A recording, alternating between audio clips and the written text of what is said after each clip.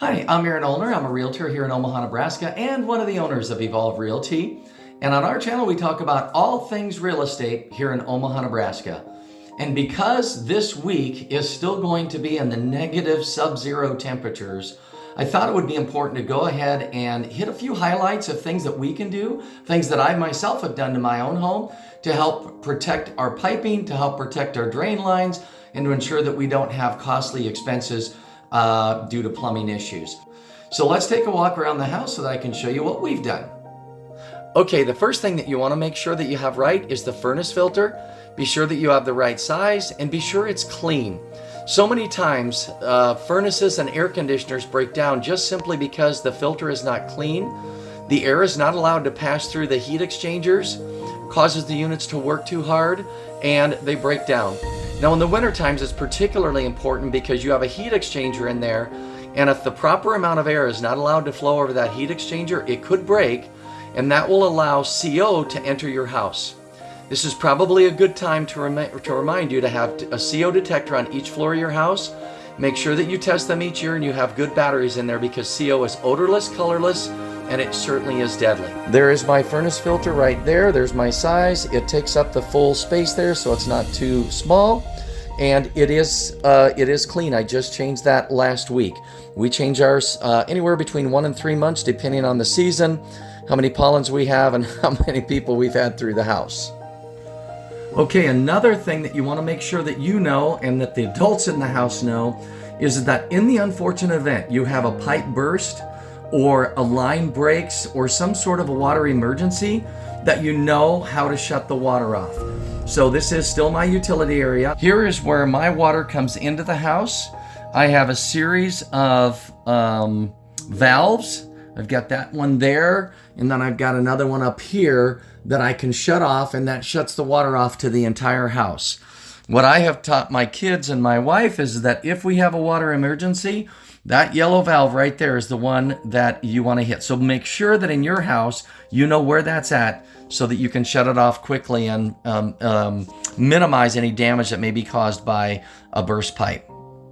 Okay, I'm standing in a space that is actually underneath of my front porch, and we've only lived here a year, but last year during the winter time, it was freezing in this particular area. So what I did was, there was no insulation in here at all, so I bought this foam insulation, which simply glues to the wall.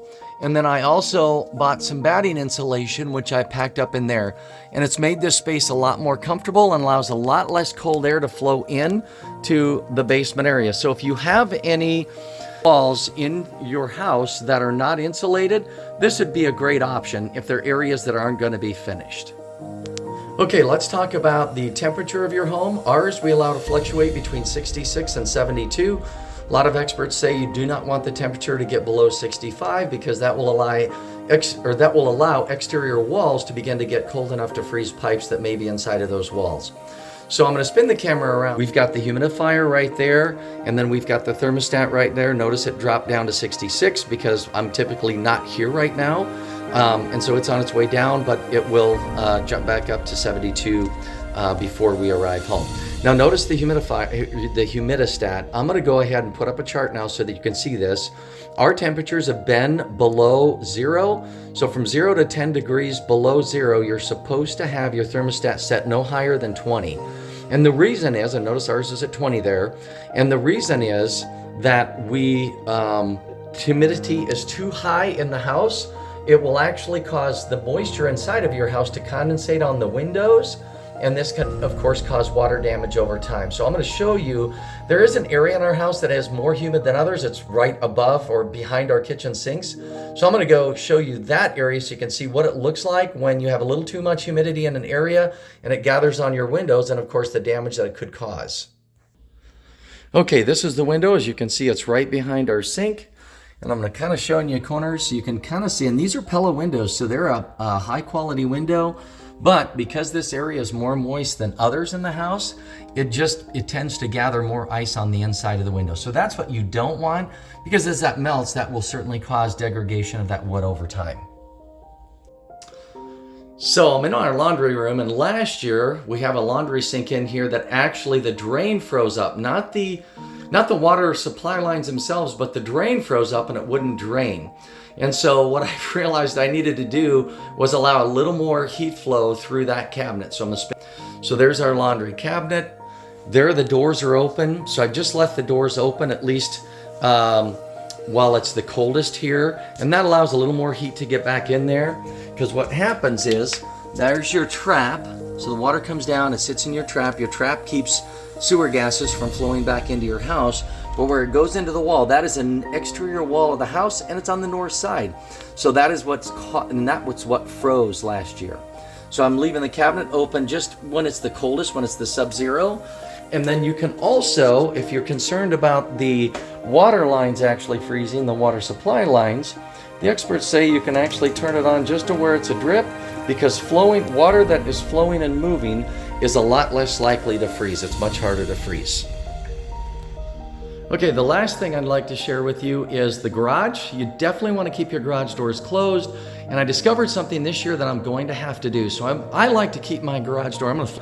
There's my thermometer. I am sitting at about 32 degrees right now. I don't like it to get below freezing.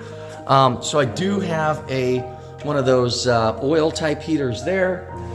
What I found is you'll notice this is furniture from a house we're flipping, and I've got some folks that want it. It's some older furniture that needs to be refinished. But notice on the bottom, you definitely want to keep your garage door closed, but even if it's closed, what I've learned is that the seal under my door is completely smashed and it's not expanding back out. It should be a nice rubbery texture and it should flex back. And this is old enough, it's just not flexing back. So as you can see, there we go. As you can see, it's very flat on the bottom, and it should actually, oh goodness, it might even be full of water now on here, but it should be flexing back so that it's a little bit convex here. So it's a little bit of a bubble, and that's what creates the seal. But because it's just old, it's not got any flexibility left and therefore is not sealing. So that would be the last thing I would want to convey, or at least encourage you to do, is make sure that your garage doors stay closed and make sure that the seals on the bottom of the doors are working so that you don't have that, which allows lots of cold air in. And then of course that obviously steals efficiency, especially during these cold times. I hope this video was helpful. If you have any other things that you would like me to cover relating to this topic, please let me know. We read all comments. I would like for you guys to drive what it is that we are talking about on this channel, because what's most important to us is what's most important to you. So thank you so much for joining us. Have a wonderful day and stay warm out there.